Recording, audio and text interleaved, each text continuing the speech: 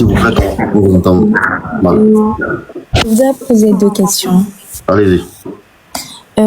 Ma première question, c'est que quelle place vous, en tant que musulman, vous accordez à Jésus par rapport à votre prophète Mohammed, selon le Coran? Si vous pouvez me donner des versets coraniques à l'appui de votre explication. Voilà ma première question. D'accord. Frère, je peux répondre? Merci. Oui, allez-y, Oustaz. D'accord, merci. Ok, bon, quelle place nous accordons à Jésus-Christ par rapport à notre prophète Muhammad sallallahu alayhi wa sallam? Bon, nous ne sommes personne d'abord pour donner la place des prophètes. C'est pas nous qui décidons dans l'islam, c'est pas nous, les musulmans, qui disent bon, nous on accorde telle place à Jésus, à tel prophète par rapport à tel. C'est pas nous qui décidons de cela, d'accord? C'est notre Seigneur qui a envoyé les prophètes là. C'est le Dieu qui a envoyé les prophètes, c'est lui-même qui met chaque prophète à sa place. C'est pas nous qui venons faire un choix sélectif, non. D'accord? Maintenant, selon ce que Allah nous a enseigné dans le Coran, Allah nous a montré que Jésus-Christ fait partie des 5 grands prophètes. C'est-à-dire qu'il y a eu beaucoup de prophètes. Maintenant, les 5 fondamentaux, c'est comme il y a des ministres, mais il y a le premier ministre, ou bien il y a des ministres, mais il y a quand même des ministres qui sont un peu élevés par rapport à d'autres ministres. Tous les ministres n'ont pas le même pouvoir. C'est le président qui donne le pouvoir à chaque ministre, quand bien ils sont ministres. D'accord? Donc c'est ce qu'Allah nous dit dans la sourate 17 au verset 55. Allah dit, c'est lui parmi ces prophètes, il a donné plus de privilèges à certains au détriment d'autres. Donc même parmi les prophètes, il y a certains qu'Allah a élevés au détriment d'autres. Pourtant ils sont tous des prophètes, mais il y a certains qui sont élevés par rapport à d'autres. Donc de tous les prophètes, Allah a élevé 5 prophètes au détriment des autres prophètes. On va lire ça dans la sourate 42 au verset 13. Allah nous cite les 5 prophètes qu'il a élevés. Sourate 42, verset 13. Je vais mettre ça à l'écran, vous allez lire s'il vous plaît. Là, ça serait la première étape. Voilà. Sourate 42, vous voyez. Ashura. D'accord, Ashura. Sourate 42, égale verset. Attends. Ashura. Verset 13. Voilà. La consultation. D'accord? Voilà. Verset 13. Il vous a légiféré en matière de religion ce qu'il a enjoint à Noé. Donc, premier prophète, Allah nous cite, qui est grand prophète Noé. Et ce que nous t'avons révélé. Nous t'avons révélé à qui? Allah a révélé à qui? À Muhammad. Donc, deuxième prophète supérieur, c'est-à-dire les 5 grands prophètes là. Noé, deuxième Muhammad. Ce que nous avons enjoint à Abraham. Troisième, Moïse, 4e, et à Jésus, 5e. Maintenant, là, nous dit, maintenant, cette religion qu'il a enjoint à tous ces prophètes, maintenant, qu'est-ce qu'on doit faire de cette religion? Établissez la religion et n'en faites pas un sujet de division. Donc, Allah nous cite dans ce verset 5 grands prophètes. Donc, la place que nous, on donne à Jésus, c'est la place qu'Allah lui a donnée. Et pour finir, dans la sourate 3, verset 84, Allah nous dit que nous musulmans, nous ne devons pas faire de distinction entre les prophètes. Sourate 3, verset 84. Donc Allah nous a dit, ils sont tous des prophètes. C'est lui qui les a mis là.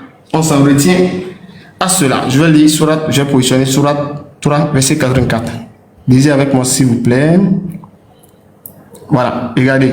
Sourate 3, Al-Imran, la famille d'Imran, verset 84. Voilà, verset 84. Dit, nous croyons en Allah, à ce qu'on a fait descendre sur nous, à ce qu'on a fait descendre sur Abraham. Donc, les musulmans, nous croyons en Abraham. Ismaël, nous croyons en lui. Isaac, nous croyons en lui. Jacob, nous croyons en lui. Et les tribus, à ce qui a été apporté à Moïse. Nous croyons à Moïse, à Jésus et aux prophètes. Nous croyons tous les véritables prophètes de la part de leur Seigneur, parce que c'est leur Seigneur, c'est le seul Seigneur qui les a tous envoyés. Maintenant, la suite, nous ne faisons aucune différence entre eux. Et c'est à lui que nous sommes soumis. Donc nous sommes tous soumis au Seigneur qui a envoyé tous ces prophètes-là. Voilà, donc nous ne faisons aucune différence entre eux. Donc le musulman ne doit pas faire un choix sélectif pour dire moi, j'aime Jésus plus que Muhammad, ou bien j'aime Moïse, mais Jésus là, je ne l'aime pas trop bien. Moi, c'est Abraham, je préfère, hein, sinon Jésus là, moi, je ne le considère pas trop, non. Allah dit, nous ne faisons aucune différence entre eux. Donc le musulman, là, il ne doit pas faire de différence entre les prophètes. La place qu'Allah les a donnée, c'est là, tu les mets. Allah dit, il y a 5 grands prophètes, il nous a cité leur nom. Donc pour nous, il y a les 5 grands prophètes qui sont là. Noé, Abraham, Moïse, Jésus et Muhammad. Donc voici la place que Muhammad et Jésus-Christ occupent. Ils sont parmi les top 5 des prophètes. N'est-ce pas avoir le prophète? Je vois. Maintenant, si je comprends bien, il n'y a pas de différence pour vous entre la place que Jésus occupe pour vous les musulmans de la place que Mohamed occupe. Oui, ils sont tous les mêmes. Vous leur accordez les mêmes, comment est-ce que je vais dire, gloire, bon, le même respect. Il n'y a pas de distinction. Mais pourquoi vous mettez plus Mohamed en avant? Souvent vous dites, bon, je ne sais pas si c'est des prières, hein, vous dites paix soit sur Mohamed, des trucs comme ça, et vous récitez son nom au complet et pas Jésus. Vous ne mettez pas Jésus dans vos prières, ou bien quand vous voulez parler de quelque chose en rapport avec Allah, vous ne mettez pas Jésus, vous ne dites presque jamais Issa. Bon, parce que je suppose, moi je me dis bien que Jésus c'est Issa, et vous-même vous le dites, je suppose. Donc pourquoi vous ne mettez pas en avant ce nom-là par rapport au nom de Mohamed, puisque c'est évident que je l'entends presque jamais. C'est vrai que quand il y aura débat peut-être entre les musulmans, vous dites oui, on croit en Jésus, on sait qu'il est Issa, il est un prophète pour vous et tout. Mais vous ne faites jamais la même manière où vous glorifiez Mohamed, et c'est lui qui a révélé le Coran d'après ce que vous dites et tout. Vous n'accordez pas cette même... Bon, quelle gloire on accorde à Mohamed selon vous et qu'on n'accorde pas à Jésus? C'était juste une seule, par exemple. Bon, je ne sais pas. La plupart du temps, quand vous parlez, même dans vos propos, bon, d'abord, ok, je donne juste un exemple. Peut-être ça pourrait être bête, mais vous donnez le nom Mohamed à vos enfants, non? Même Issa aussi, on donne à nos enfants. Ok, vous donnez Issa, mais dans vos propos, la plupart du temps, quand vous dites paix soit sur Mohamed, est-ce que vous le dites pareil pour Jésus? On le dit sur Alayhi salam. Le frère dit. Peut-être que vous n'avez pas eu la chance d'entendre. Quand on dit Jésus, Alayhi salam. dans la chance sur lui. Voilà, le frère va vous dire. Allez-y, frère. Oui. En fait, peut-être que dans votre entourage, les musulmans ne le disent pas. En fait, déjà, beaucoup de musulmans, ils ignorent que quand on dit un prophète, on doit dire alayhi salam. Mais que la paix soit sur lui, que la bénédiction d'Allah soit sur lui, etc., etc. Mais on doit le dire. On doit le dire. J'ai pas dit il faut le dire. On doit le dire. Mais beaucoup de gens ne le savent pas. Oui, mais alors vous reconnaissez que beaucoup de musulmans mettent en avant Mohamed par rapport à Jésus. On est d'accord? Je voulais donner la preuve de ce que le frère a dit, quoi. Je voulais donner la preuve de ce que le frère a dit dans le Coran. Que la paix soit sur Jésus, là. Il faut regarder. Surah 19, là. Regardez, s'il vous plaît. Surah 19, regardez. Surah 19, regardez sur mon écran, s'il vous plaît. Vous allez voir que Allah a prononcé la parole là sur Jésus. On doit dire ça. Regardez, Surah 19, verset 33. Regardez. Hein. Donc, et que la paix soit sur moi le jour où je naquis, le jour où je mourrai, et le jour où je serai ressuscité vivant. Tel est Issa, Jésus, fils de Marie, parole de vérité dont il doute. Donc sur Jésus, là, qu'est-ce qu'on doit dire?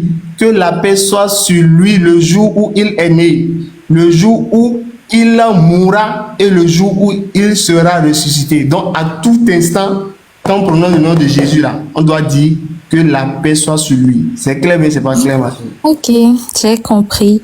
Mais peut-être alors, donc vous me dites que c'est dans mon entourage et que les gens ne le disent pas. Sinon, vous les musulmans, en gros, de la même manière vous dites Mohamed, c'est de la même manière vous dites Jésus aussi. C'est bien ça. Vous verrez beaucoup de gens, il y a beaucoup de gens, ils disent Mohammed et ils disent pas alayhi wa salam ou sallallahu alayhi wa salam. Vous en entendez, moi je connais des gens, ils le disent, mais sans le dire derrière. Ils disent Mohammed, mais sans le dire. Mais Voilà, vous voyez. Par exemple, pourquoi maintenant vous faites une fixation sur Jésus, alors que Moïse, vous faites pas une fixation sur lui. Il y a beaucoup Bah, de musulmans qui disent parce Moïse, que Moussa, sans dire alayhi salam. oui, parce que c'est normal, parce que par rapport à vous, moi je suis chrétienne et Moïse et autres, moi je crois en ce qu'ils ont accompli dans la Bible, mais moi je fais une fixation sur Jésus parce que par rapport à la Bible, Jésus occupe une très très grande place dans la religion chrétienne. Ah, vous voyez, non? Et quand je dis Vous voyez? une grande place, je ne crois pas que Jésus est Dieu. Et comme vous avez l'habitude de le dire et tout, en gros, tous les chrétiens ne croient pas que Jésus est Dieu. Il faut que bon, c'est juste pour vous informer parce que j'ai l'impression que vous mettez toute la religion chrétienne sur le fait qu'on croit que Jésus est Dieu, or que c'est pas. Non. Nous, on ne croit pas tous que Jésus est Dieu. On croit que Jésus est le Fils de Dieu. Vous voyez, donc, ce qui fait la différence. Parce que vous vous dites, je sais ce que vous allez me répondre. Vous allez me dire, non, vous pensez que Jésus est juste un prophète parce que Dieu ne met pas au monde. Or que ça n'a rien à voir avec notre pensée humaine de la conception, de la naissance de l'être humain. On sait que Dieu ne peut pas mettre au monde de manière comme les hommes. Donc voilà. Ça, c'est un autre sujet. C'est le débat. Donc, voilà. Ça, c'est un autre sujet. Donc, c'est pour répondre à votre question, quoi. Fils de Dieu, là, Adam, c'est le fils de Dieu dans la Bible, bien sûr. Bien sûr. Voilà, donc on n'a pas de problème, fils de Dieu, on ne conçoit pas que c'est dans le sens charnel. Nous musulmans ne conçoivent pas ça, que c'est non, on va dire Dieu à femme, comment il a fait pour avoir femme, pour avoir Ouais, femme. bon, moi, c'est ce que certains amis Dans la Bible, disent. c'est serviteur de Dieu, tout simplement. Voilà, selon des amis, ils disent que non, vous refusez de le dire parce que vous pensez que les gens vont finir par croire que Dieu est venu sur terre pour mettre au monde un enfant. Mais ça, c'est le langage biblique. Dans le langage biblique, il a utilisé fils de Dieu. Donc, c'est pour normalement ne pas faire de rapprochement avec Dieu que nous, musulmans, Allah nous a pas dit qu'il a des fils pour ne pas faire un rapprochement avec le Créateur. Parce qu'on sait que c'est la créature qui a un fils. Donc, s'il faut aussi dire que le Créateur est aussi un fils, ça risque de faire une ressemblance avec Dieu. Alors que Dieu dit, Isaïe 48, Je n'ai pas compris. lui, il est semblable à moi. Donc, c'est juste une parenthèse. Donc, nous, on n'a La pas... créature a un fils. C'est qui la créature? La créature, les hommes ont de fils. Ok, que le créateur n'a pas de fils. Est-ce que vous... Okay. C'est-à-dire, si on dit que si ce sont les hommes qui ont des fils, et on sait comment on fait pour avoir un fils, mais si on ramène ce thème aussi à Dieu, pour dire que Dieu a un fils, mais comment Dieu a fait pour avoir un fils, ça risque de porter un peu atteinte au caractère unique de Dieu. Parce que ce que Dieu a, personne ne peut dire qu'il a ça. C'est-à-dire, si les hommes ont fils, Dieu ne peut pas avoir fils. Sinon, on risque d'être...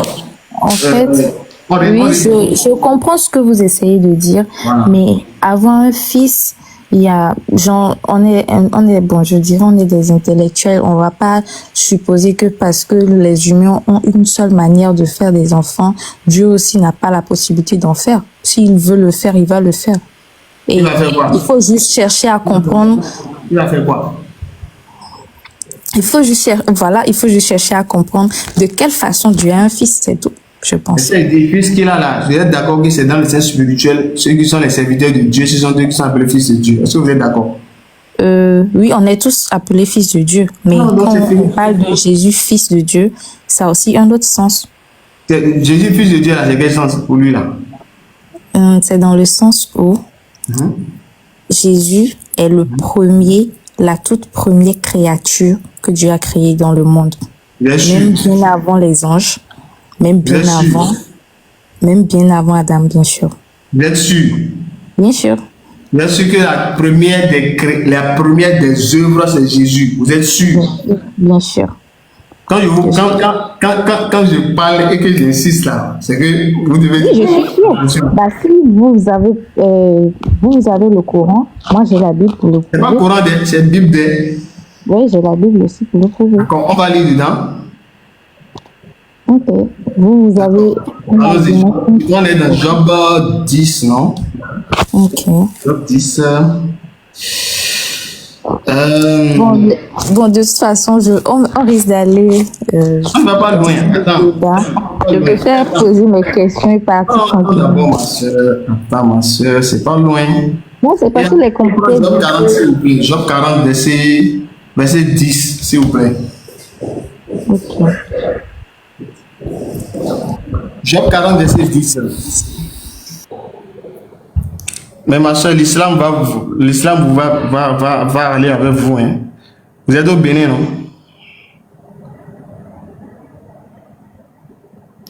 Voilà. Donc, on est là. Hein. Je suis là. Quand c'est bon, Job 40, verset 10 à 14. Quand c'est bon, allons-y. Donc, je rappelle, hein, on demande votre participation, s'il vous plaît, pour que nous puissions payer la place Lénine que nous payons. Nous faisons les conférences à la place Lénine tous les samedis. Donc, on avait signé un contrat d'un an. Le contrat est fini en fin mai. Voilà. Donc, déjà, ce samedi, déjà, si on ne paye pas, c'est pas sûr qu'on puisse faire. Donc, on veut renouveler le contrat de un an à la place Lénine. Donc, il faut payer Voilà. Donc, ceux qui veulent nous aider, vous pouvez nous contacter. Plus 229 96 62 10 86. Donc, ma soeur, lisez ici. Job 40, verset. Oui, voilà, je peux poser ma question et m'en aller tranquillement. Oui, je voulais juste corriger un point, quoi. D'accord? Ça peut être un plus pour vous. Peut-être que vous croyez que Jésus est la première des œuvres. Peut-être est-ce que vous croyez. Bon, ça, c'est mon opinion, mais ça n'a rien à voir avec. Oui, mais je vais lire selon la Bible.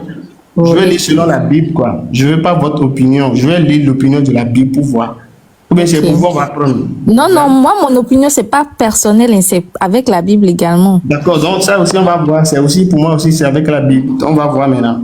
Si Jésus est la première des œuvres, allons-y. Lisez, voici l'hippopotame. Est-ce que vous lisez avec moi, s'il vous plaît? Verset 10, là. Job 40. Verset 10. Verset 10 à 14. C'est juste 4 versets, tout simplement.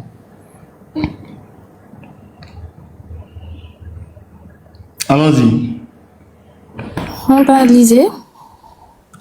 Voici, vous êtes déjà là, non? Si vous êtes là, je veux que vous lisiez pour que je sache que vous suivez. Non, vous pouvez lire, je vous suis. D'accord, voici l'hippopotame à qui j'ai donné la vie comme à toi. Il mange de l'herbe comme le bœuf. Le voici, sa force est dans ses reins et sa vigueur dans les muscles de son ventre. Il plie sa queue aussi ferme qu'un cèdre. Les nerfs de ses cuisses sont entrelacés. Ses os sont des tubes d'airain. Ses membres sont comme des barres de fer. Il est la première des œuvres de Dieu. Celui qui l'a fait l'a pourvu d'un glaive. Il est la première des œuvres de Dieu. Donc, ma soeur, je vous pose la question. Qui est la première des œuvres de Dieu dans le passage, s'il vous plaît? La première des œuvres de Dieu, c'est qui? Vous allez m'excuser. Hein. J'ai été distraite. Donc, J'ai été distraite. Oui, allez-y. Vos commentaires à mon distraite. D'accord. Parce que j'ai créé un débat en bas, donc je ne vais pas. D'accord, désolé, désolé, d'accord, on revient ici. Ok. Job 40, verset 10 à 14. Voici l'hippopotame à qui j'ai donné la vie comme à toi. Il mange de l'herbe comme le bœuf. Le voici. Sa force est dans ses reins et sa vigueur dans les muscles de son ventre. Il plie sa queue aussi ferme qu'un cèdre. Les nerfs de ses cuisses sont entrelacés. Ses os sont des tubes d'airain. Ses membres sont comme des barres de fer. Il est la première des œuvres de Dieu. Je mets ça sur l'écran encore une fois. Ok, ça va. D'accord, c'est ça ici, je mets sur l'écran. Il est la première des œuvres de Dieu. Je veux savoir, la première des œuvres de Dieu ici. Ok, d'après le verset que vous venez de lire, vous parlez de l'hippopotame qui est la première des œuvres de Dieu. Est-ce que vous êtes d'accord que la première des œuvres, c'est l'hippopotame?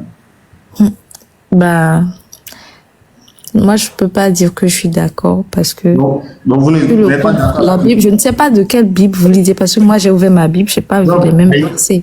Mais bon, c'est pas grave, ce n'est pas grave.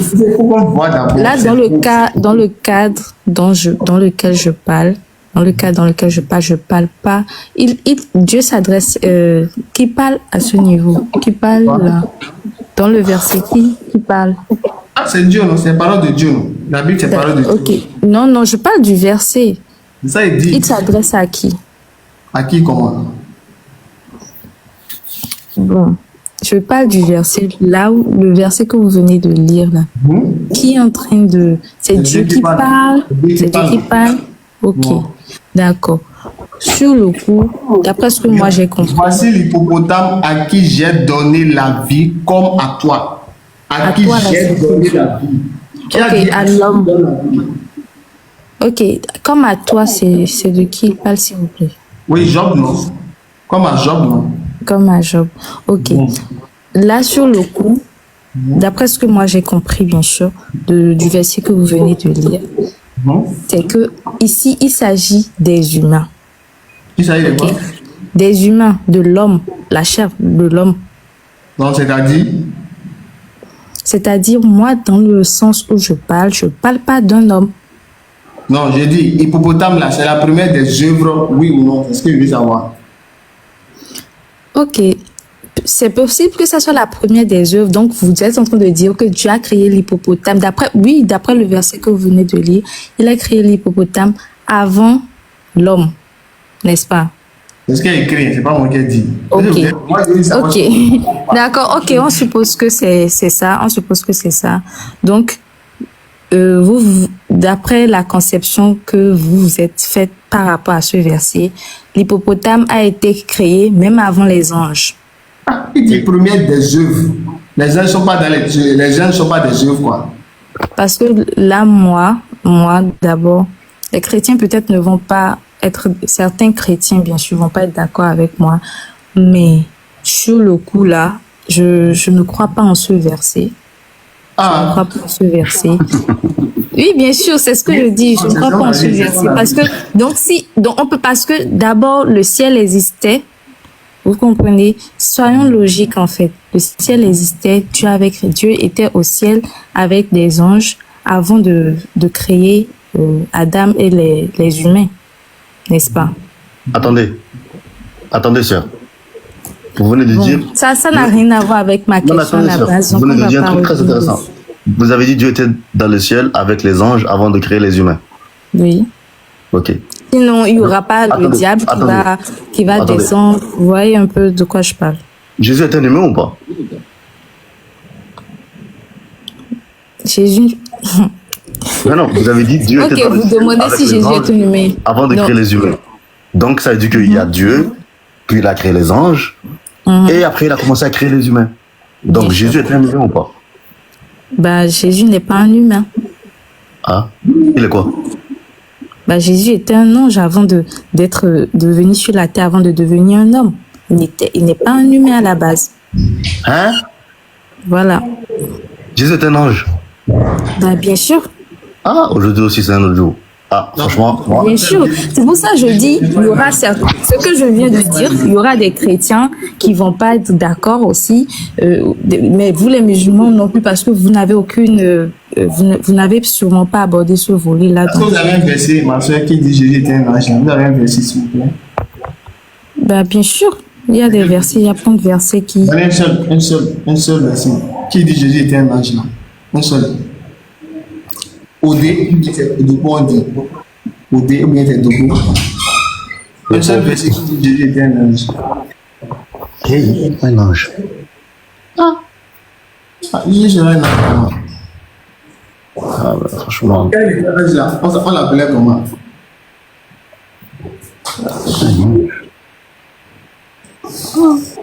Ah non, là... Bon, si, c'est compliqué. C'est compliqué. Mais j'aurais voulu la seule que vous ne vous demandez pas pour chercher le verset n'existe pas, d'accord? Non, ah bon? Oui, Ça j'en ai existe, cité. bien sûr, ça existe. C'est juste que moi, je n'ai pas ces versets. Parce que il y a plein de versets. Si vous analysez, vous sauriez que Jésus, sa première existence n'était pas sur terre. Donc ça Il ne y a veut pas plein dire de qu'il était un versets. ange. Bien sûr, parce qu'il était au ciel avant de venir sur terre. Mais si c'est ça, Jérémie, dans Jérémie 1, verset 4 à 5, Dieu a dit qu'on est Jérémie avant qu'il soit dans le ventre.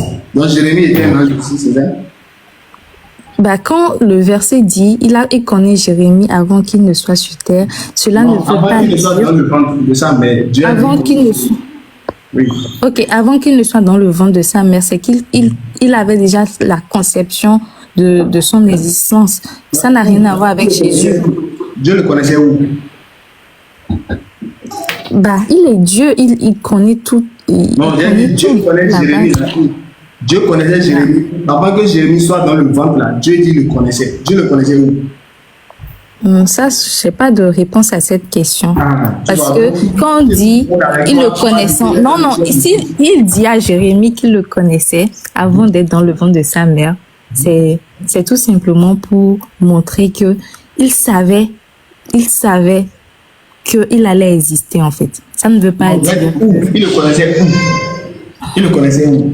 Mais non, votre question n'a pas lieu d'être, puisqu'il n'existait pas en tant comme il ne peut pas exister nulle part. En fait. Donc, il dit que si Dieu le connaissait et que ce n'était pas sur terre, c'est que c'est dans le ciel, il le connaissait alors. Est-ce qu'on est d'accord? Non, pas du tout. Jérémie, lui, il est il le connaissait où? Moi, je parle de Jésus. Je parle Moi, de je parle de Jésus. Jérémie. Je parle de Jérémie n'a rien. Jérémie et Jésus, c'est deux choses différentes. Il y a rien qui prouve que Dieu connaît. Et Jérémie était un ange, mais la Bible prouve que Non, j'ai pas dit Jésus, qu'il est un ange, lui. c'est vous qui Ok. m'avez dit que Jésus-Christ est un ange parce que avant qu'il existe, il était avec Dieu. Donc pour vous, comme il était dans le ciel, pour vous, ce qui veut dire être dans le ciel veut dire qu'on est Dieu. Donc je te montre aussi que Jésus. Non, faut que tu me contredis là. Tu ne dis pas ce que j'ai pas dit. Ne dis pas ce que j'ai pas dit. Bon, vous avez dit quoi? Ne dites pas ce que j'ai pas dit. Bon, Jésus Moi, est j'ai ange, dit- c'est écrit où? Moi, j'ai dit que Jésus existait avant sa venue sur terre. Il existait où? C'est pas mon Père Dieu, Hein? Il existait où? aux côtés de Dieu. Au côté de Dieu. Ok, même si tu prends l'exemple du diable, le diable, avant de venir tenter Ève, il était où? Comme il dit. Il était au ciel, non? Donc il était un ange Ou aussi. bien il était où? Il était un ange. La Bible a dit que le Satan était un ange. Ça, Nous, tu es nous d'accord sommes avec des anges. moi? Nous sommes des anges. Putain, comment tu peux dire ça? Mais nous, Satan. Ma soeur, je te montre. En fait, au moins, on sait clairement, moi je sais pas pour vous dans le Coran, mais je sais que clairement dans la Bible, Satan, tu es d'accord que Satan était un ange? Bah, ça, c'est selon la Bible, hein. Mais selon le Coran, c'est pas Ok, ça. Satan, ok, selon le Coran, Satan vient d'où? Satan, Il il a est quitté où? un djinn, il n'est pas un ange. Et les djinns viennent d'où? Les djinns, ça veut dire quoi? C'est pas des démons? Les djinns ont été créés de feu, alors que les anges ont été créés de flammes. Mais il De faut, lumière. pour devenir djinn, pour devenir, genre, qui crée les djinns? On ne devient pas djinn. Allah crée djinn. On ne devient pas djinn. Allah crée les djinns. C'est comme les hommes. Voilà, Allah crée les hommes, Allah crée les végétaux, Allah crée les animaux. Et l'homme veut devenir un animal. Ou bien animal va Donc, devenir homme. ok. Tu vois. Voyons, donc Dieu a créé, vous êtes en train de me dire que, au même titre que les anges, Dieu a directement créé les démons. Il a fait exprès de dire, C'est pas les ok, démons, hein. je vais créer des Pas de mauvaises démons, choses. Il n'y a pas de mauvaises choses. Quand on dit djinn, c'est pas démon, vous appelez djinn? Djinn veut dire, allez chercher, Excusez-moi. djinn veut dire invisible. Djinn veut dire invisible. C'est une création. C'est une, Ok, c'est la donc il a création créé, qui est ok, ils sont des bonnes Attends, créations, des mauvaises. parmi eux, il y a des croyants et des incroyants et des non-croyants, comme nous les hommes. Ok. Par contre, les anges, eux, ils sont soumis obligatoirement à Dieu. Ils n'ont pas de libre arbitre. Vous voyez, nous les hommes et les djinns, on a le libre arbitre, le fait de croire ou de ne pas croire. Vous voyez. Donc quand vous dites que Jésus est un ange, c'est que Jésus, c'est que lui, il est créé de lumière. Ce qui n'est pas le cas. Jésus est un homme. On le touche. Jésus, on peut le toucher. C'est une chair. Ok. Comme nous. C'est pas possible. Après, ça c'est dans le Coran. Laissez tomber, vous ne voulez pas comprendre. On va Deuxième pas faire un question. débat. Moi, je voulais juste poser une question. Donc, Allez-y. ça, ce volet-là. Après, vous pouvez faire vos recherches dans la Bible et dans le Coran. Et on va. Bon, moi, je suis là juste pour des questions. Ok. Ma deuxième question, c'est quelle espérance de vie en tant que musulman vous avez une fois sur terre? Quelle espérance vous avez de vivre? Je parle d'espérance de vie. Je ne sais pas si vous comprenez. En termes d'âge. Il faut que En j'explique. termes d'âge, c'est ça? Non, espérance. Pourquoi? Espérance que vous êtes venu sur terre selon le Coran. Quel espoir le Coran donne aux musulmans? Espoir. Ok. Quel espoir vous avez? Bon, Michel, Parce que vous savez que ce monde est déjà pourri de merde, en fait. Quel espoir vous avez? Voilà. Quand vous parlez d'espoir, de quoi vous parlez? Vous parlez de... On attend quoi Ok. de cette Vous vie? savez, Je sais pas, c'est ça? voilà, vous savez, il y a des théories de plusieurs religions, ok? Certains croient en la réincarnation, Ah, ok. d'autres. Voilà, vous voyez un peu. Vous avez Oui, quel c'est bon, espoir j'ai de compris. vie? J'ai compris. Ça, vous Non. répondez? Faites monter ceux qui veulent monter et arrêtez de m'emmerder, vous là. Non. Faites monter, moi je descends alors. J'aime pas. Ne lisez pas les commentaires, sœur. Ne lisez pas les commentaires. Vous parlez avec nous. Laissez les commentaires, s'il vous plaît. D'accord? Donc, rapidement, vous avez dit, en termes d'espérance, c'est-à-dire après la vie, qu'est-ce qui nous attend, c'est ça? Oui, pour les musulmans. Bon, chez les musulmans, nous, Allah Azza wa Jalla, il nous a parlé de deux demeures. C'est-à-dire, dans l'au-delà, après cette vie, ici-bas, il y a la vie dans l'au-delà. Maintenant, dans l'au-delà, il y a deux destinations. Soit c'est l'enfer, soit c'est le paradis. Maintenant, ceux qui vont habiter l'enfer, Allah nous a donné les choses qui pourraient les conduire en enfer pour qu'on puisse s'en préserver, s'en écarter.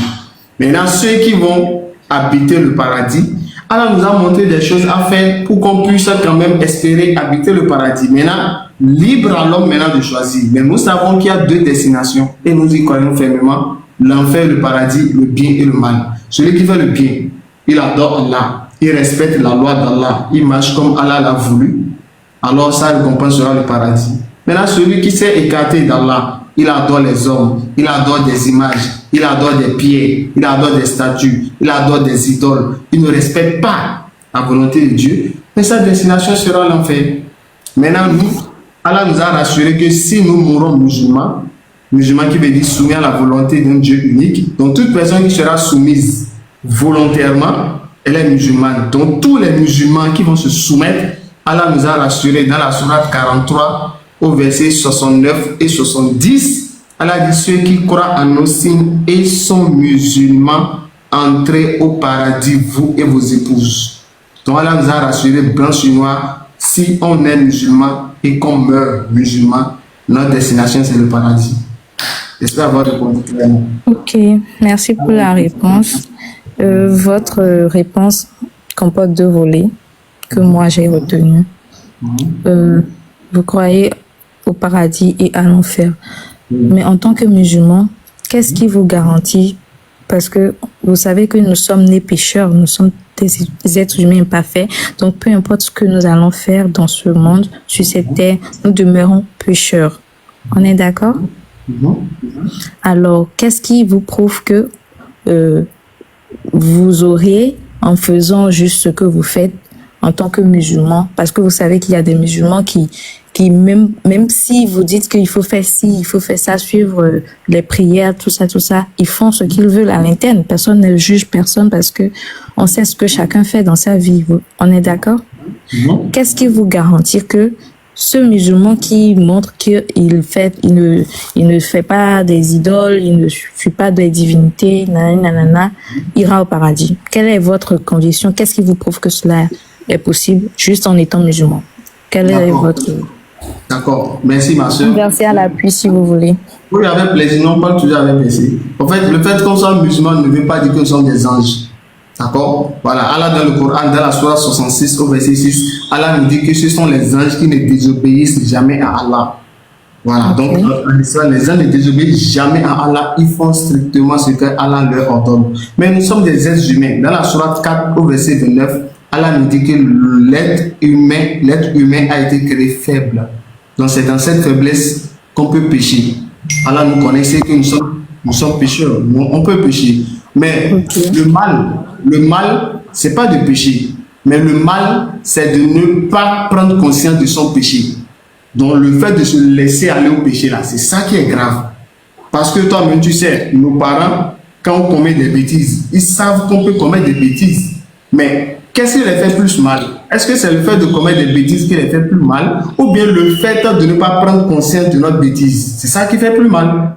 Voilà, donc après que nous avons peut-être nos penchants, nous avons des défauts, mais après aussi on a un Seigneur qui pardonne. Donc c'est le pardon et la miséricorde d'Allah, c'est ça maintenant qui vient nous appuyer et qui nous amène à espérer quand même après nos péchés, on revient, on demande pardon, espérant qu'Allah nous pardonne. Et c'est pour ça dans le Coran, regardez, dans la sourate 39, verset 53, Allah sait que nous sommes des pécheurs, il sait que ses serviteurs vont commettre des péchés. Maintenant, qu'est-ce qu'Allah nous prescrit maintenant? Regardez s'il vous plaît, sourate 33, verset 59, si vous pouvez lire sur mon écran s'il vous plaît. Vous pouvez lire s'il vous plaît.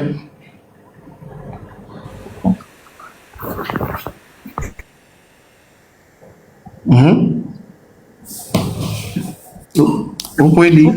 Non, lisez. Lisez vous-même, je vous suis.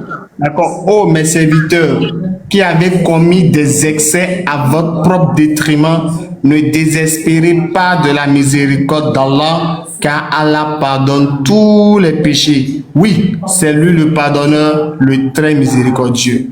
Tu vois ce qu'Allah dit? Oh, mes serviteurs, vous qui avez commis des excès à votre propre détriment, ne désespérez pas de la miséricorde d'Allah, car Allah pardonne tous les péchés. Voilà, donc l'espoir que nous avons, c'est que nous avons un Seigneur qui nous pardonne et c'est lui le miséricordieux. Donc nous avons espoir qu'il nous pardonne nos péchés quand on revient sincèrement. Donc c'est l'espoir que nous avons. J'espère avoir répondu. Allah est le plus savant. Prochaine question, s'il vous plaît. Je suis d'accord avec vous que Dieu pardonne tous les péchés et que nous sommes faibles et que nous tombons toujours dans le péché. Mais est-ce que vous savez que depuis le péché d'Adam, si on doit suivre la logique de ce que vous dites, est-ce que on aurait eu un espoir un jour de revenir au paradis? Oui, le péché est individuel. Le péché d'Adam concerne. Vous-même, vous avez bien dit péché d'Adam. Vous n'avez pas dit péché de l'humanité. Donc, pour vous, le péché d'Adam ne nous concerne pas, nous. Il n'y a pas un verset qui dit ça dans la Bible, que le péché d'Adam nous concerne. Oui. Pourquoi nous sommes des descendants d'Adam alors? Le fait qu'on soit descendant d'Adam ne veut pas dire. Et pourquoi nous sommes alors imparfaits? Parce que vous savez que si Adam n'avait pas péché, on serait tous parfaits, non? Non, pas forcément. Allah a voulu, Allah a créé l'être humain, il sait que nous sommes imparfaits. Donc ce n'est pas parce que Adam, est-ce que nous tous nous avons le même caractère? Est-ce que tous les autres ont le même caractère? Je vous demande. Mais en fait, est-ce que tous les autres ont le même caractère? Non, écoutez-moi. On n'a pas le même caractère. Mais voilà, vous savez que quand Dieu a créé, il a créé Adam et Ève parfaits. Ou pas? Il les a créés parfaits ou pas? Même nous, on est parfait. Pardon? Même nous, on est parfait. On a une forme.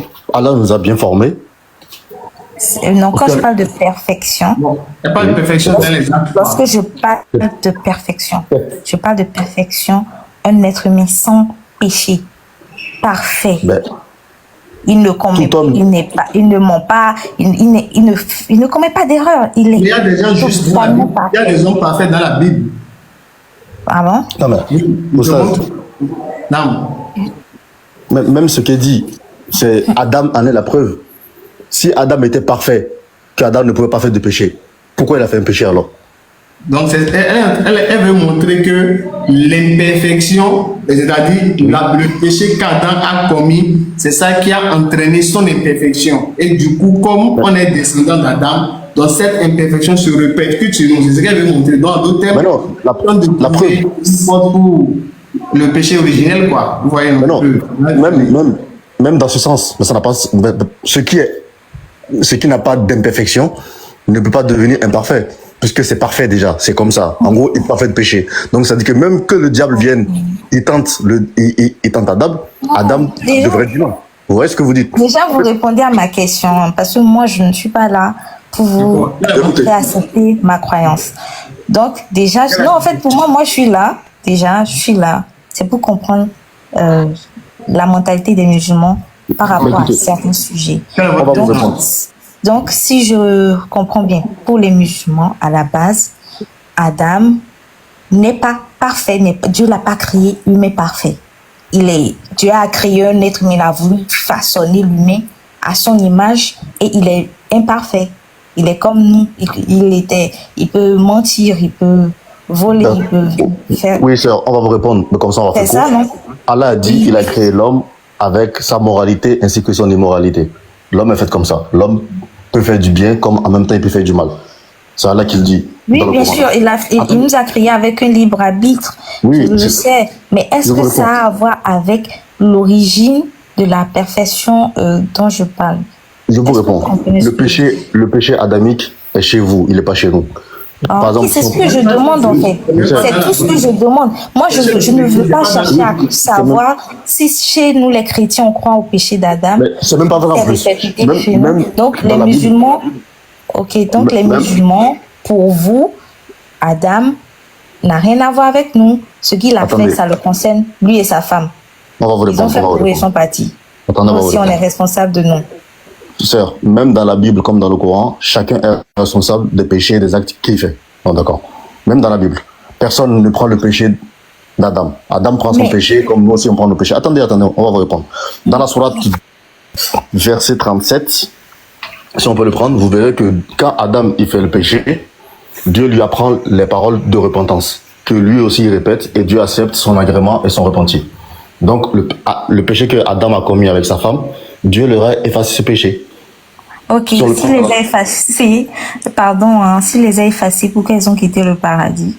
Mais justement, quand Dieu efface le péché, mais quand même la sanction, elle est derrière, car Dieu leur a mis dans un endroit qui était le paradis, etc. etc. Alors, Attendez, sœur. Ok. Attendez, sœur. Attendez. On peut faire des péchés, que Dieu nous pardonne, mais les sanctions viennent derrière. D'accord? Et la sanction a été quoi? Sortez du paradis, descendez sur terre, vous allez souffrir, etc., etc., etc., etc. D'accord? Mais le péché que Adam a fait, Dieu lui a pardonné son péché. Comme je l'ai dit dans la sourate 2, verset 37. Et le péché que moi je commettrai, c'est pas Adam, il va le prendre, ni mes enfants. D'accord? C'est moi qui prends mes péchés. Mais par contre, mes péchés peuvent avoir des répercussions, entre guillemets. C'est ce que vous essayez de nous vendre en disant que ce péché que Adam a fait, que nous on le prend. Sauf que c'est pas biblique. Ce que vous dites n'est pas biblique. Ah Aucun bon? verset de la Bible ne dit que... Ben oui, montrez-moi le verset où c'est dit que le péché que Adam a fait, moi je le prends, que Oustaz le prend et que vous le prenez. Mais ce que je dis. Par contre, moi, ce je que peux vous montrer dis, un verset, c'est pourtant un verset clair, qui hein. montre que, je peux vous montrer un verset qui dit que Adam prend son péché, moi je prends mon péché, Oustaz prend son péché, mes enfants prennent leur péché. Chacun Mais rien prend à son péché. voir. Moi, je parle en termes, genre, ce que je dis là, c'est pourtant simple, hein. Si Adam, Dieu lui a pardonné, pourquoi nous, on est obligés de souffrir? Pourquoi les choses se sont passées comme ça? Mais vous me Lisez le dites que verset. non, vous me dites que chacun porte son péché ici, vu qu'Adam a péché, Dieu lui a pardonné, mais il a eu des conséquences. C'est quoi la souffrance que vous avez? Vous, c'est quoi la souffrance que vous avez? Moi, je ne parle pas de moi personnellement. Non, vous voyez vous pas avez dit tout que- ce qui se vous avez passe dit que- dans le monde, Non, les guerres, je répète, les vous avez tremblements dit de que- terre. Si, Vous avez dit que si Dieu a pardonné le péché d'Adam, pourquoi nous on souffre sur terre? C'est quoi la souffrance que nous avons? pourquoi? Parce qu'il a pardonné les péchés d'Adam, il n'y aurait pas eu tout ce qui s'est passé par la suite, jusqu'au Non, mais- point où... Ok, pourquoi Dieu a envoyé les prophètes alors? Pourquoi, là, vous pourquoi voyez, Dieu a en fait- envoyé les prophètes? Dites-moi. Sœur, écoutez, on va faire court. Moi, je vais vous inviter à prendre le Coran et le lire, à prendre aussi la Bible, vraiment le lire, et vous allez comprendre que ce qui se passe sur terre n'a En fait- rien à voir avec ce qui... Attendez. Ce qui se passe sur terre actuellement n'a rien à voir C'est pas la avec les Bible actes. pour moi. Moi, c'est En fait, parce que je... Attendez, justement. Bref, je vous explique. moi, je descends. Les imbéciles là m'énervent déjà. Écoutez, déjà pas de gros mots dans les commentaires. C'est pour ça qu'on vous dit, ni dans le commentaire, ni aussi quand vous parlez. C'est pour ça qu'on dit quand vous êtes sur un terrain, ne regardez pas les tribunes. Regardez ce que Bon, vous faites. ok, d'accord, merci. Bon, et c'est Je pas comprends. grave. En fait, moi, je voulais juste comprendre votre perception de Oui, mais- la perfection, ok, de la perfection d'Adam et Ève et de notre imperfection humaine. Et moi, je fait, pensais que vous l'imperfection- croyez en l'imperfection humaine. Mais pourquoi on dit, oui, nous sommes des humains imparfaits, nous sommes des humains imparfaits? Vous avez Pourquoi on entendu ce que dit j'ai pas, dit? nous sommes des J'ai humains dit, Dieu a imparfaits? dit dans le Coran qu'il nous a donné de notre moralité ainsi que de notre immoralité. Maintenant, c'est à chacun qui est libre de faire voir son côté qu'il veut. C'est pour ça qu'on voit dans la vie, quelqu'un peut mal agir comme un autre peut bien agir. C'est libre à chacun. D'accord. Les guerres que vous voyez dans le monde ne sont que fruits des hommes. Ce n'est pas Dieu qui a dit de faire ces guerres. Parce que ces gens-là veulent mettre en avant leur immoralité. Vous voyez? Donc c'est pour ça que moi je vous invite à lire le Coran. Parce que quand vous allez lire le Coran, vous allez comprendre. Vous allez comprendre en fait le fonctionnement de l'islam, ce que Dieu attend de nous, pourquoi il nous a créés, où on va. En fait, le but simplement de l'homme en fait sur terre. Et vous allez comprendre en fait. Et c'est que, désolé de le dire comme ça, dans la Bible, on ne le retrouve pas. Vous voyez? Si je demande à un chrétien pourquoi Dieu nous a créés, beaucoup de chrétiens sont incapables de nous répondre. La preuve, on a fait un débat tout à l'heure, un frère, il était incapable. J'ai compris. Merci. Déjà, vous avez répondu à ma question. Pour les musulmans, il n'y a pas de péché originel, il n'y a pas de péché. Ils ont fait ce qu'ils veulent. Ça n'a aucune répercussion du volet imperfection, perfection chez les musulmans. Ce qui n'est pas le cas chez les chrétiens. J'ai compris. D'accord, je peux donner un verset, ma soeur? Merci. Je peux partir. Non, je peux donner un verset, s'il vous plaît? De quelle De la Bible, quoi, de la Bible. Parce que votre conception, là, je sais pas. Ça, c'est la conception des chrétiens et non la conception de la Bible, parce qu'il y a une différence. Faut regarder, s'il vous plaît. On parle de Zacharie. Lisez le verset premier ici, s'il vous plaît. Du temps d'Hérode, roi de Judée, il y avait un sacrificateur nommé Zacharie de la classe d'Abia. Sa femme était d'entre les filles d'Aaron et elle s'appelait Élisabeth. Donc on parle de Zacharie et Élisabeth qui sont les parents de Jean-Baptiste. Maintenant regarde le verset 6 s'il vous plaît. Tous deux étaient juste devant Dieu, observant d'une manière irréprochable tous les commandements et toutes les ordonnances du Seigneur. Je veux savoir, ma soeur divine, est-ce que Élisabeth et son mari Zacharie étaient juste devant Dieu, oui ou non? C'est simple. Ils étaient justes. Et être juste ne signifie pas ne pas être pécheur. Écoute, je continue la phrase. Je continue. Oui, j'ai compris ce verset. Attends, je vais continuer la phrase. Attends. Ok. Ils étaient juste devant Dieu, virgule. Écoutez, observant d'une manière irréprochable tous les commandements. Il faut m'expliquer ça là. C'est simple. Vas-y. Nous, humains, aujourd'hui, un bébé qui vient de naître devant Dieu, il est irréprochable ou pas? Je ne parle pas de bébé. Il a dit ici là. Oui. Attends. Oui. Il dit ici. Est-ce que Zacharie et Élisabeth là, ils ont respecté d'une manière irréprochable les commandements, oui ou non? Bien sûr, ils ont observé d'une manière irréprochable. Je suis bien d'accord. Ça veut dire que ils n'ont commis aucune faille devant Dieu. Est-ce qu'ils ont commis de péché alors? Mais ils n'ont pas commis de péché. Ce n'est pas pour ça qu'ils ne sont pas imparfaits. C'est fini. Donc, c'est lui qui sont parfaits. Ce n'est pas pour ça. On est d'accord, hein. On peut ne pas commettre de péché. Je peux naître et ne même pas commettre de péché jusqu'à la fin de ma vie. Mais ça ne signifie pas que je n'ai pas une tendance au péché. Je ne suis pas parfaite. Je demeure imparfaite en fait. Imperfection là. Comment c'est que quelqu'un est imparfait? Comment c'est? Yehowa. Ok. Comment on sait que quelqu'un est imparfait? Comment c'est? C'est sur son visage, c'est écrit, non? Ou bien c'est dans les actes? L'imperfection. Comment c'est? L'imperfection. Elle est, en tout cas pour moi, pour la conception chrétienne que j'ai, l'imperfection, elle est commune à tous. Et c'est pas quelque chose qui se met sur un Comment c'est que quelqu'un est imparfait? Si tu vois quelqu'un, il y a deux personnes. On dit bon, tu as dit qu'il est imparfait. Comment tu sais? Écoutez-moi, il ne s'agit pas de reconnaître quelqu'un de parfait et de quelqu'un d'imparfait. Donc, toi, et là où on est, je vais dire, ok, toi, monsieur, je pense que c'est Oustaz, tu es parfait et moi, je suis imparfaite. Donc, vous êtes en train d'essayer de me dire que, en tant qu'humain sur Terre, il y a certains qui sont parfaits, certains. Mais c'est l'évidence. C'est l'évidence. Quand je vous ai montré le verset, c'est pour montrer que la perfection et l'imperfection, c'est dans les faits, non? Mais si quelqu'un ne pose pas une action. Ok, c'est votre opinion. Ok, j'ai compris. Merci pour l'explication. Si je ne fais rien, comment tu sauras que je suis imparfait? Si je ne fais pas le D'accord, travail, comment tu sauras que je suis imparfait? Il faut que je pose une action et ça là, maintenant tu vas juger l'action pour voir si c'est parfait ou pas. Mais si je reste comme ça, on reste comme ça, comment tu sauras que je suis parfait ou pas? Non, donc c'est dans les faits, on saura tel est parfait, tel n'est pas parfait. Donc ici, la Bible dit, Zacharie et Élisabeth là, ils ont respecté tous les commandements de Dieu d'une manière irréprochable. Il n'y a rien à les reprocher, ils n'ont rien fait. Donc dans les faits, qui pourraient distinguer s'ils sont parfaits ou pas, dans les faits là, il n'y a rien qu'on les reproche. Mais ce qui veut dire qu'ils sont parfaits, ils sont justes. Le juste, c'est quelqu'un qui est parfait. Et c'est ça la Bible dit. Mais pourtant, eux, là, ils sont descendants, ils sont grands. C'est pas bébé, hein. Ils sont grands, ils ont grandi. Donc, ils ont eu le temps peut-être de mal faire. Mais il n'y a pas quelque part, ils ont mal fait. Mais ils sont parfaits. Pourtant, ils sont descendants d'Adam. Non? Pourquoi le péché là n'est pas sur eux? Et on dit qu'ils sont bien, ils sont justes. Pourquoi le péché n'est pas sur eux? Il n'y a pas de défi, j'ai compris.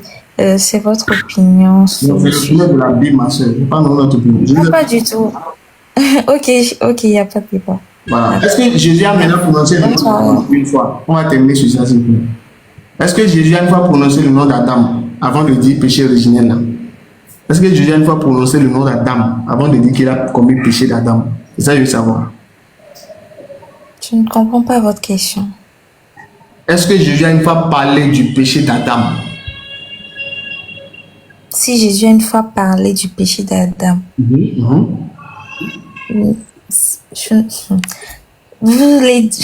voulez en venir où avec juste la preuve de votre croyance.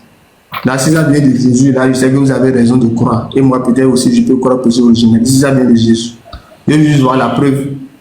La provenance. Est-ce que Jésus a une fois parlé du péché d'Adam et Ève? Est-ce que Jésus a une fois parlé du péché d'Adam et Ève? S'il vous plaît. Le péché d'Adam et Ève, d'abord, le péché d'Adam et Ève, c'est le péché dont nous avons. Pourquoi il est venu sur terre? Alors, c'est d'abord revenir. Alors, votre question me ramène. Pourquoi il est venu sur terre? Est-ce que Jésus a une fois parlé du péché d'Adam? Si oui, donne le verset, je vais lire. Là, on va voir là du péché d'Adam. Okay. Là, on saura. En fait, moi, j'ai une tendance à ne pas garder les versets en tête. Mais, genre, je ne prends pas le temps. Je ne prends pas le temps de. Non, il n'y a pas de débat, en fait. Il n'y a pas de débat. Il n'y a pas de débat. Vous avez la croyance musulmane. C'est pour ça que j'ai dit, je suis venue poser des questions juste pour connaître votre perception sur tel sujet et tel sujet. OK? Donc, si vous me posez la question à l'heure actuelle, si Jésus a parlé du péché d'Adam, c'est évident parce que s'il est venu sur terre, c'est pour nous laver de ce péché-là. C'est pour nous permettre d'avoir une espérance par rapport à ce péché. Pourquoi il est venu alors, même selon votre conception? Vous comprenez pourquoi il est venu. Donc, ça revient à embrouiller tout, en fait. Jésus est venu sur terre pour une raison précise. Donc, il fait tard, je vais descendre déjà. Vous allez prendre d'autres personnes. Merci d'avoir répondu à mes questions. Oui, monsieur. Oui, nous, on vous invite à l'islam.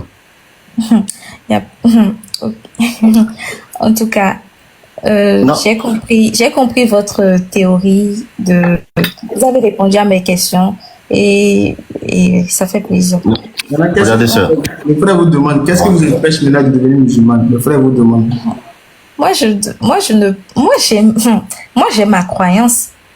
Qu'est-ce qui vous empêche? Si je me mets à étaler tout ce qui m'empêche de devenir musulman, vous allez me détester en fait. Non, pas moi. Vous allez m'en vouloir. Donc, je préfère vous laisser dans votre croyance. Choisissez le moins énervant ou clivant. Choisissez le moins. Allez-y, donnez-nous un argument. Non. Qui vous empêche de devenir musulman? Ce qui m'empêche. Ok, vous, qu'est-ce qui vous empêche? Tu prends mon mot direct là, c'est qui? Allez-y. Ah. Allez, sœur divine, on vous écoute. Ah, si elle répond mon mot direct. Ok. Allez-y. Une seule. En plus, on Vous propose pouvez mon mot faire en bas. monter, vous pouvez faire monter d'autres personnes. Aïe. Moi, Une seule. Une seule. Ma soeur. Une seule non, raison. en fait, je me connais. Moi, mon meilleur pote était musulman. Bon, je ne vais pas dire était, il est musulman. Il vit actuellement dans un pays arabe. Donc, quand lui ou moi, on veut discuter, ça finit toujours en dispute. Et si moi, je commence à lui étaler des trucs, il se fâche. Donc, moi, je ne veux pas me mettre à discuter de ça. Moi, mon chéri m'appelle déjà, pardon, je m'en vais. Donc, en fait, les gens pensent que moi, je veux pas me mettre à commencer à tirer. Vous allez penser que je suis là pour vous contredire, vous voyez. Et je n'ai pas envie d'être... voilà.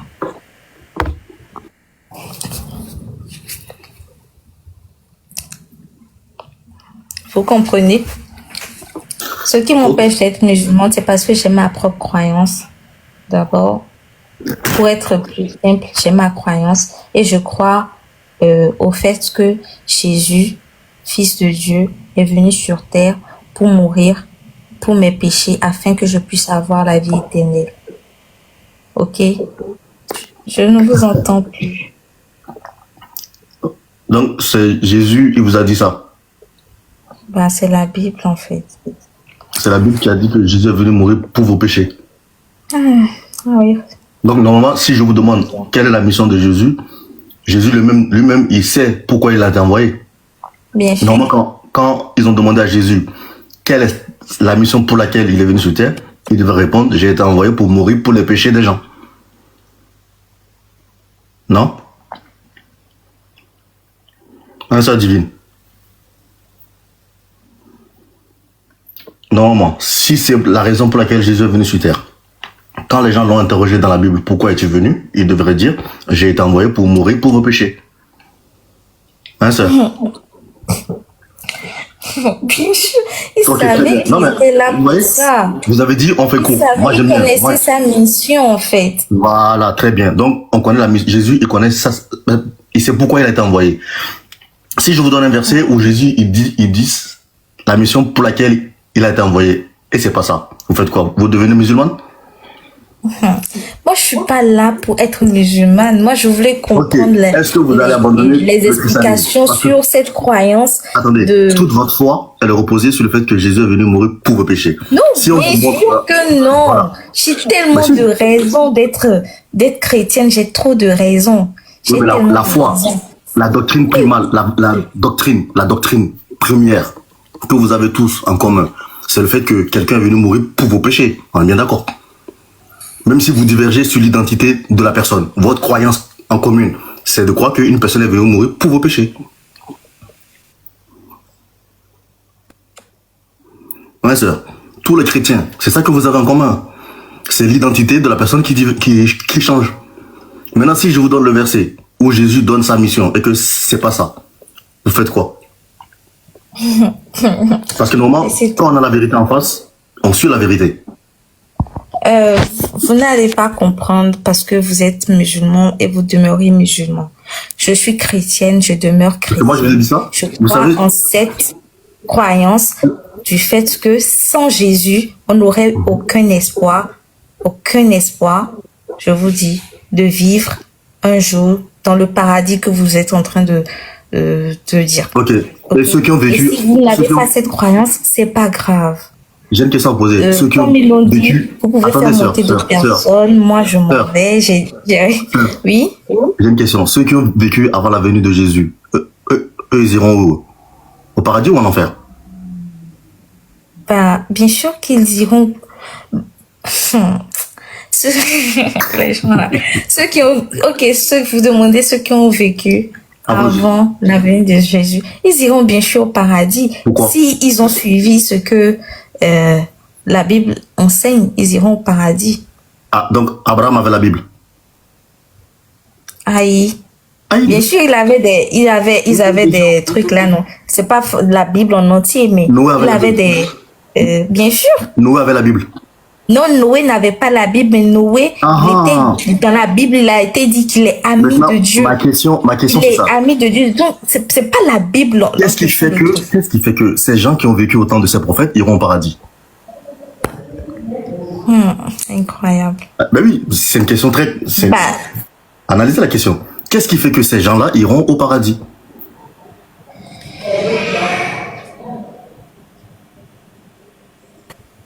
bon, c'est pas grave.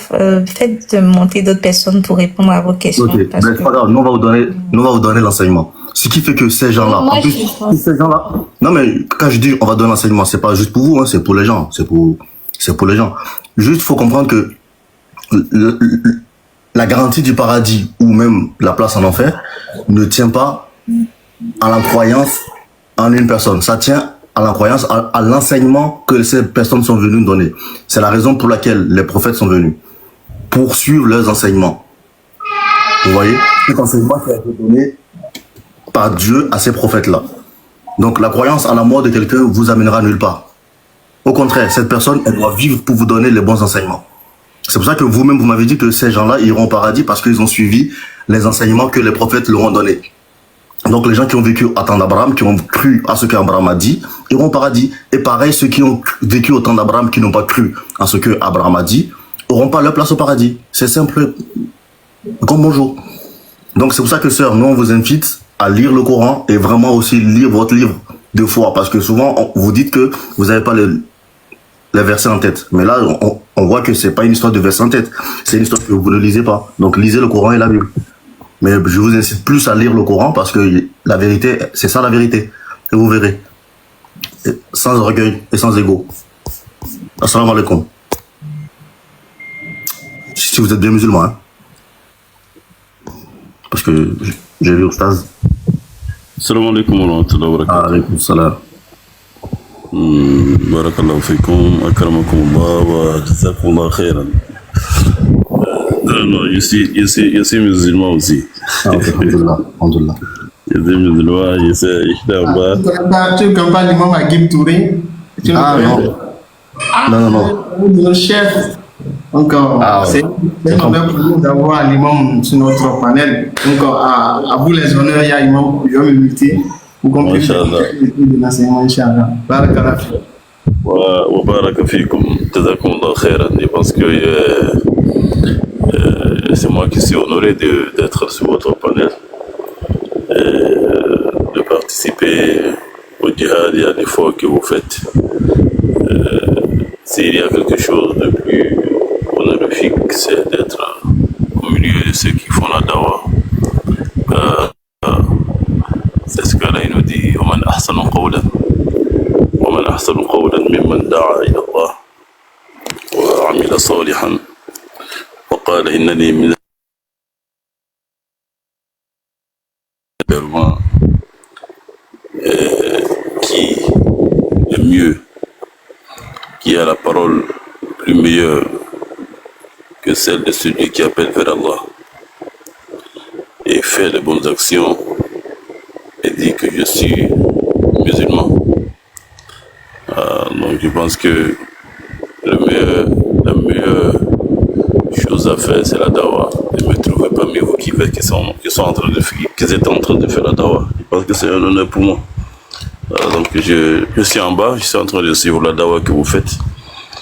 Seulement, je me vois en haut, je ne peux que vous dire félicitations. Barakallahu fikum, jazakumullahu khairan. Et la conclusion que le frère a voulu faire avec la sœur, je pense que c'est l'une des meilleures. Après un débat, il faut une invitation. Ce qui manque à beaucoup de personnes. On a beaucoup de frères, c'est bien, ils font le débat. Mais juste après le débat, il n'y a pas d'invitation. Si on fait le débat et qu'on ne fait pas d'invitation, on manque un peu d'objectif, parce que le but c'est Odo ila sabili rabbika, appeler vers Allah subhanahu wa ta'ala. Si on fait le débat, après avoir bloqué la personne dans tous les côtés, il faut l'inviter. Odo ila sabili rabbika bil hikmati wal maw'idati al hasana wajadilhum billati hi ahsan. Nous avons à notre portée beaucoup de dol, beaucoup de personnes égarées, puisque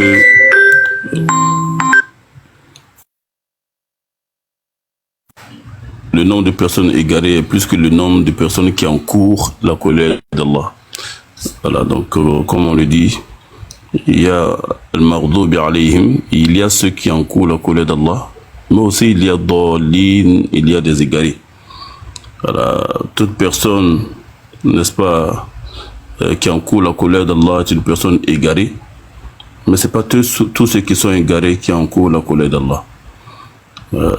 C'est pourquoi il faut faire avoir beaucoup de miséricorde pour les personnes égarées.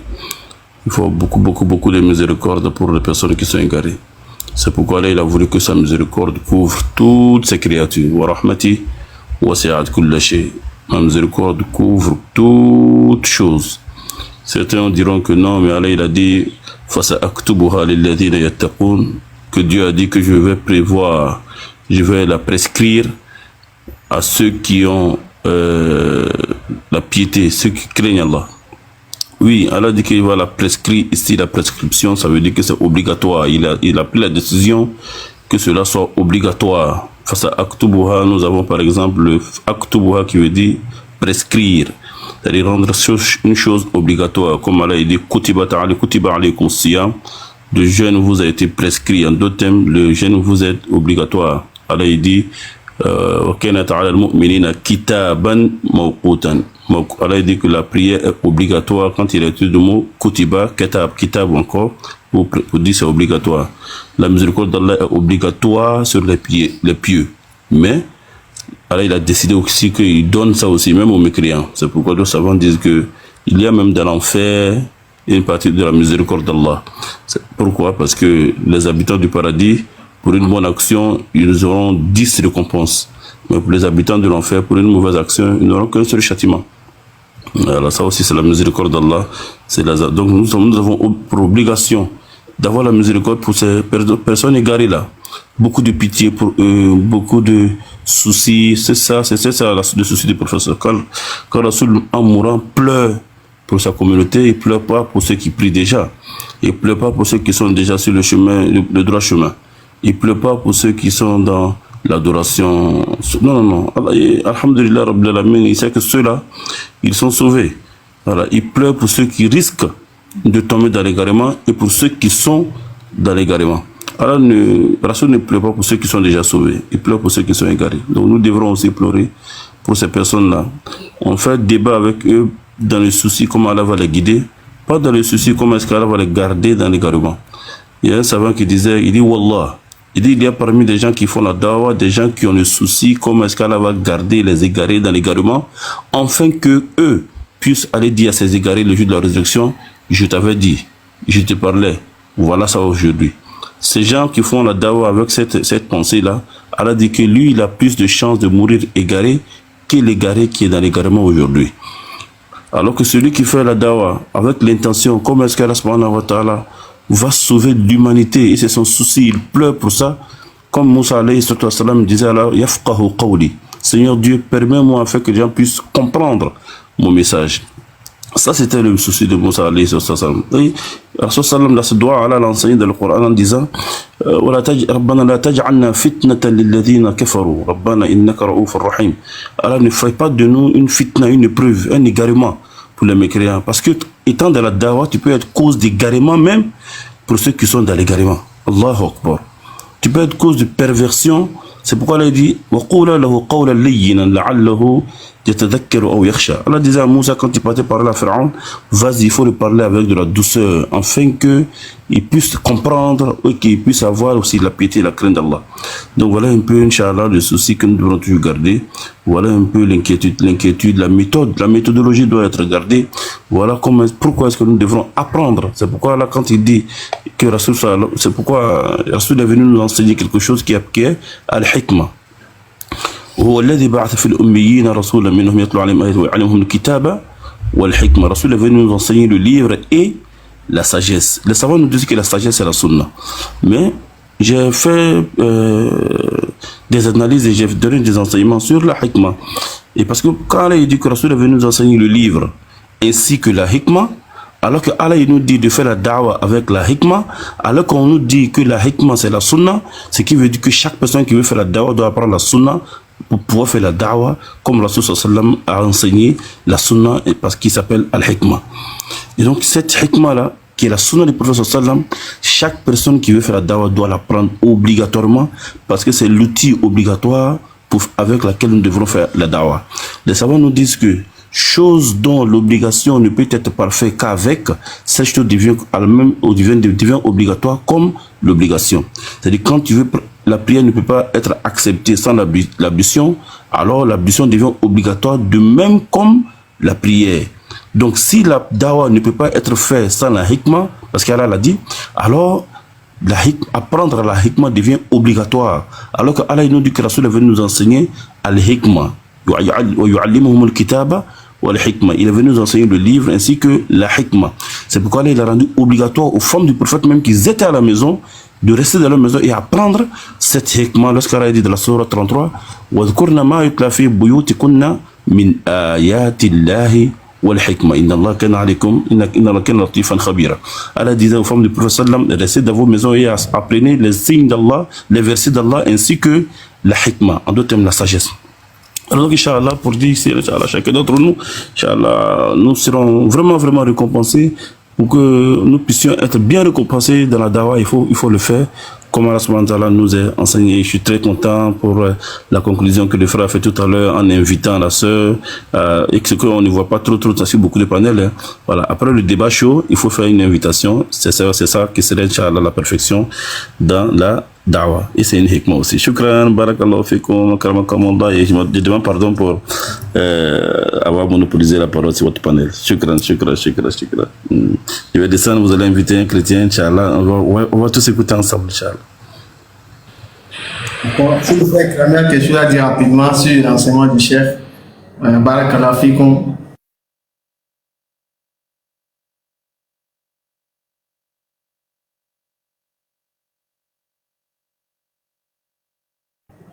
D'accord, peut-être en attendant que le frère Ikrami revienne, barakallahu fik à notre oustaz, à notre imam. Wallahi, c'est vrai. Wallahi, ce que l'imam a dit. Wallahi, summa billahi, c'est vrai. La plupart, on fait les débats, on tire, on les bloque, on rentre. Mais la finalité, là, wallahi, la question de poser, qu'est-ce qui t'empêche de devenir musulman? Ou bien, on t'invite à l'islam, là. Wallahi, on manque ça, moi en premier. Wallahi, on manque ça finalement. Alors que c'est ça la finalité. Ça dit, tu fais tout. Bon, finalité, là, maintenant, tu laisses. C'est comme si tu n'avais rien fait. Allah, qu'Allah récompense notre cher imam pour vraiment l'enseignement qu'il nous a donné. Donc, désormais, Inch'Allah, que ça ne soit pas tombé dans les oreilles de sourds, avec la permission d'Allah, Inch'Allah, nous demandons à Allah de nous aider pour que, après chaque intervention avec un chrétien, qu'on ait le réflexe et le rappel de lui poser la question, soit qu'est-ce qui l'empêche de devenir musulman, ou bien on l'invite à embrasser l'islam et on va entendre ce qu'il va dire. Il n'est pas obligé d'accepter, mais au moins s'il ne trouve pas de raison, ça serait un argument contre lui. Et s'il trouve une raison, on va essayer d'apporter un élément pour pouvoir lui donner la réponse afin que le doute soit levé ou bien que l'équivoque soit levé, jusqu'au point où on n'aura plus de raison de ne pas devenir musulman. Là maintenant, si on sait qu'il a accepté, il a vu, mais il a refusé, là on sait qu'il n'a pas raison, mais il a juste suivi, c'est lui qui n'est pas prêt. Mais tant qu'il va trouver une raison convaincante sur la base des Écritures, Inch'Allah, on va toujours chercher un argument pour aller contre ça. Donc, qu'Allah récompense notre imam pour l'enseignement qu'il nous a donné, qu'Allah le préserve, qu'Allah le garde aussi longtemps pour nous. Imam, vous avez un dernier mot de fin, s'il vous plaît? Non, Masha'Allah, alhamdulillah, c'est seulement pour dire aussi que, Inch'Allah, depuis la Côte d'Ivoire, on te voit dans la rue avec tes micro-trottoirs qui sont vraiment très stratèges, qui sont, et même avec, je pense que c'était un papa chrétien que tu appelais chaleureusement papa, le mot papa, ton accent même du papa à la béninoise, là, il pense que c'est bénin, non? Voilà, l'accent, voilà, c'est vraiment, ça me rappelait Ibrahim qui disait ya abati. Et tu as vraiment revivé cette sunna d'Ibrahim alayhi salam, parce qu'elle nous dit que c'est en en Ibrahim aussi, que nous avons, de même qu'il a dit que nous avons un exemple dans le prophète Mohammed sallallahu alayhi wa sallam. Il a dit aussi qu'on a un exemple d'Ibrahim alayhi wa sallam. لقد كان لكم في إبراهيم والذين معه لقد كان لكم أسوة حسنة في إبراهيم. Alors, vous avez un bon exemple d'Ibrahim alayhi wa sallam, de la même manière qu'il dit لقد كان لكم في رسول الله أسوة حسنة. Nous avons un bon exemple à Rasul Mohammed sallallahu alayhi wa sallam. De même, nous avons un bon exemple en Ibrahim alayhi wa sallam. Et c'est le sunnah d'Ibrahim alayhi wa sallam qui disait Ya abati la ta'bud shaytan, Ya abati ni akhafa yamasaka adab ar-Rahman, Ya abati. Cette appellation affective à l'égard de son père, de papa, tu l'avais avec le monsieur, c'était très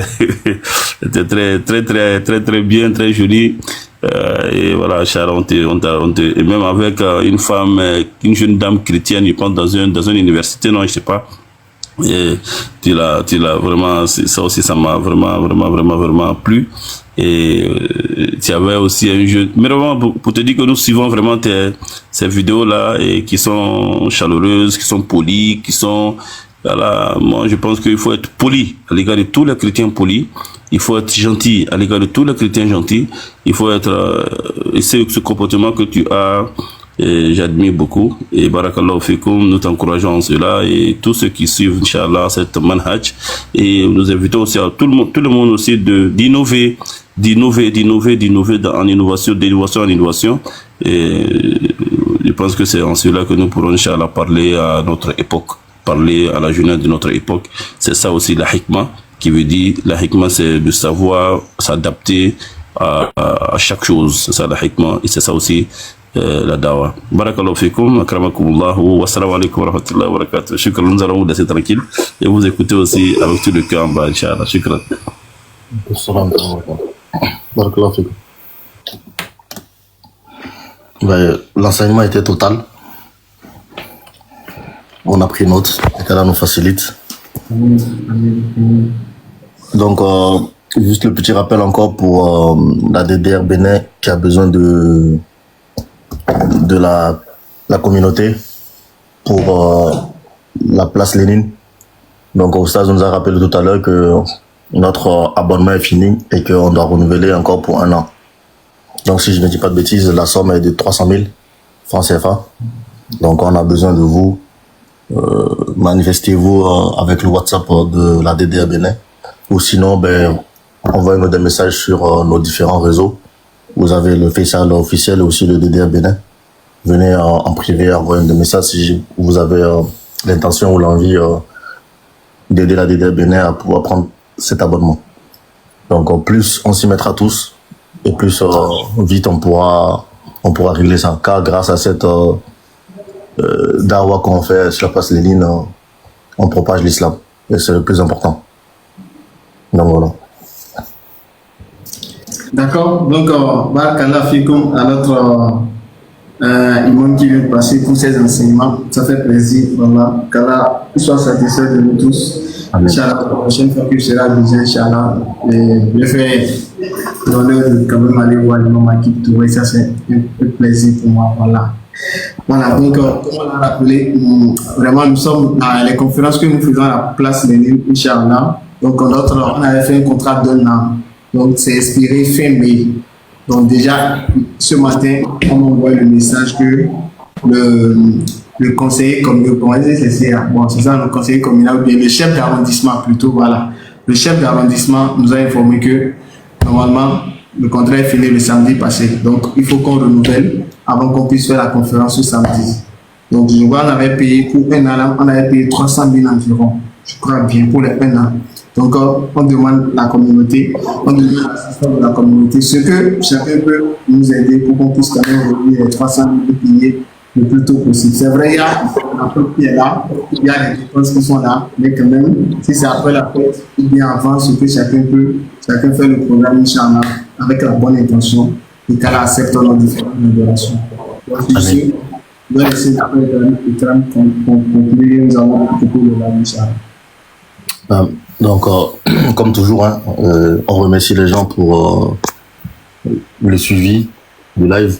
Merci à vous, aux musulmans et aux non-musulmans. Et toujours pareil, on invite les chrétiens ou les non-musulmans, ceux qui ne croient pas, à venir suivre nos lives. Et vous verrez que nos lives se passent dans le respect. Voilà. On ne cherche pas à dénigrer, on ne dénigre aucune religion. Car vous verrez que dans nos propos, on ne propage que, on cherche que à propager l'islam, qui est la vérité, par le biais du Coran et par aussi la vie du prophète Mohammed sallallahu alayhi wa sallam. Donc, comme tout à l'heure, on a donné l'enseignement à la sœur, nous, on croit en tous les prophètes, tous les vrais prophètes, d'accord? On croit en tous les vrais prophètes. Et comme on vous a dit, il y a les 5 grands prophètes en qui on croit. Et nous vous invitons toujours à lire le Coran, car c'est ça, il n'y a que la vérité.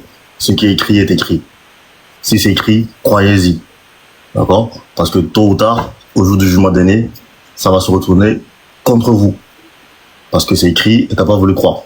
Et nous, la DDR, Bénin ou en Côte d'Ivoire, on vous a invité à l'islam et vous avez refusé. Et ce refus va se retourner contre vous au jour du jugement dernier. Nous, on se dédouane de ça en vous prêchant l'islam.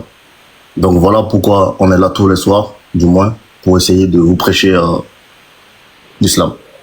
Sans dénigrer pour autant votre religion et la croyance dans laquelle vous êtes. D'accord? C'est pas parce qu'on dit que ce n'est pas la vérité que forcément c'est une injure. Non. Si ce n'est pas la vérité, venez nous demander c'est quoi la vérité. Et nous, on va vous présenter l'islam. Donc, chers frères et sœurs, voici un peu le live de ce soir. Et Inch'Allah, on va faire plus de live dans le Coran. Parce que quand même, le but, c'est ça. C'est de vous présenter le Coran en long et long à travers. Et pour ça aussi, on a nos imams qui sont là, qui vont monter, Inch'Allah, pour nous soutenir. Parce que comme vous voyez, on ne connaît pas tout. Voilà. On ne connaît pas tout. Et donc, avoir un soutien derrière aussi, c'est très important. Donc voilà, barakallahu fikoum, et qu'Allah nous préserve tous sur le droit chemin et nous maintienne. Et ceux qui ne sont pas musulmans, qu'Allah vous guide à l'islam.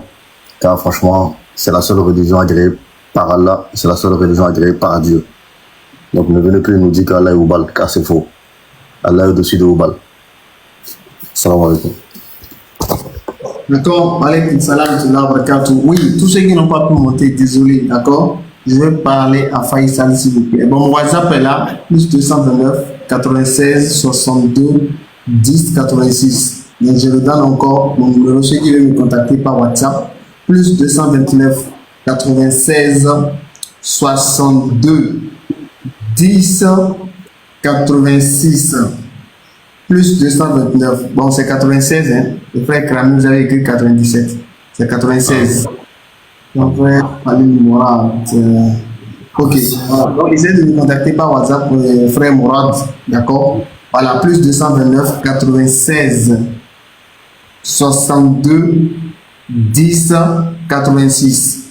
Donc, je répète encore, voilà, plus 229, voilà, c'est écrit, plus 229 96 62 10 86. Voilà, donc contactez-moi par WhatsApp, mon frère Mourad, contactez-moi, Inch'Allah, et nous allons parler. Sur ce, assalamu alaikum wa rahmatullahi wa barakatuh. Assalamu alaikum à tous, à la prochaine, Inch'Allah. Le micro-trottoir, bientôt, Inch'Allah, micro-trottoir, nouvelle version, Inch'Allah, on va mettre Inch'Allah. D'accord, donc, salam alaikum à tous. Ceux qui n'ont pas pu monter, désolé, hein. La prochaine fois, vous allez monter, d'accord? QLF, c'est vrai, vous allez tenir des propos un peu durs à la personne de votre imam. C'est pas intéressant. En fait, QLF, c'est pas intéressant, hein? Pas intéressant. Un peu de retenue, d'accord? Voilà, donc, la prochaine fois, faites votre demande, Inch'Allah, un peu plus tôt. Vous allez monter. Et dans le calme, dans le respect, on peut changer sans forcément utiliser de gros mots, sans forcément être grossier. D'accord? Voilà, donc, on vous remercie. Sur ce, portez-vous bien, passez une très bonne nuit, excellente nuit à vous. Assalamu alaikum wa rahmatullah wa barakatuh. Ceux qui n'ont pas pu la prochaine fois, s'il vous plaît. Sigma, prochaine fois, s'il vous plaît. La prochaine fois, Inch'Allah. D'accord. Ok, assalamu alaikum à tous.